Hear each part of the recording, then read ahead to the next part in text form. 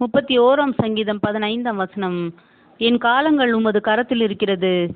விளக்கம்: தேவனுக்கென்று தங்களை தத்தம் செய்த ஊழியக்காரர் ஆட்டுக்குட்டியானவரை பின்பற்ற தங்களை ஒப்பு கொடுத்தது முதல் தங்கள் ஜீவனை தேவனுக்கென்று பலியாக செலுத்த கடமைப்பட்டுள்ளனர். எத்தருணத்திலும் தேவன் இவர்களை எந்த நிலைமைக்கு ஒப்பு கொடுத்தாலும் தேவ சித்தம் ஆக கடவது என்பதே இவர்கள் சிந்தையாக இருக்க வேண்டும். எலியா வகுப்பாராக அழைக்கப்பட்டோர் தேவ சித்தமின்றி தங்கள் தலையின் ஒரு முடியாகிலும் கீழே விழுவதில்லை என்று விசுவாசித்து எலியா வகுப்பாரின் தலையான கிறிஸ்து சொன்னபடி பிதா எனக்கு கொடுத்த பாத்திரத்தில் நான் பானம் பண்ணாதிருப்பேனோ என்று இவர்களும் சொல்லக்கூடியவர்களாய் இருக்க வேண்டும்.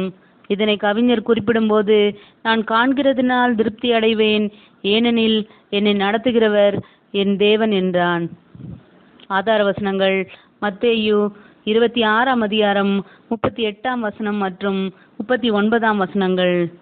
அப்பொழுது அவர், என் ஆத்துமா மரணத்துக்கு ஏதுவான துக்கம் கொண்டிருக்கிறது, நீங்கள் இங்கே தங்கி என்னோட கூட விழித்திருங்கள் என்று சொல்லி சற்று அப்புறம் போய் முகங்குப்புற விழுந்து, என் பிதாவே, இந்த பாத்திரம் என்னை விட்டு நீங்க கூடுமானால் நீங்கும்படி செய்யும், ஆகிலும் என் சித்தத்தின்படி அல்ல உம்முடைய சித்தத்தின்படியே ஆக கடவுது என்று ஜெபம் பண்ணினார். மத்தேயு 16 அதிகாரம் 24 வசனம் முதல் 27 வசனங்கள் முடிய. அப்பொழுது இயேசு தம்முடைய சீஷர்களை நோக்கி, ஒருவன் என்னை பின்பற்றி வர விரும்பினால் அவன் தன்னைத்தான் வெறுத்து தன் சிலுவையை எடுத்துக்கொண்டு என்னை பின்பற்ற கடவன். தன் ஜீவனை ரட்சிக்க விரும்புகிறவன் அதை இழந்து போவான், என் நிமித்தமாக தன் ஜீவனை இழந்து போகிறவன் அதை கண்டடைவான்.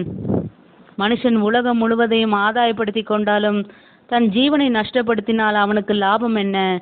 மனுஷன் தன் ஜீவனுக்கு ஈடாக எண்ணத்தை கொடுப்பான். மனுஷகுமாரன் தம்முடைய பிதாவின் மகிமை பொருந்தினவராய் தம்முடைய தூதரோடு கூட வருவார்.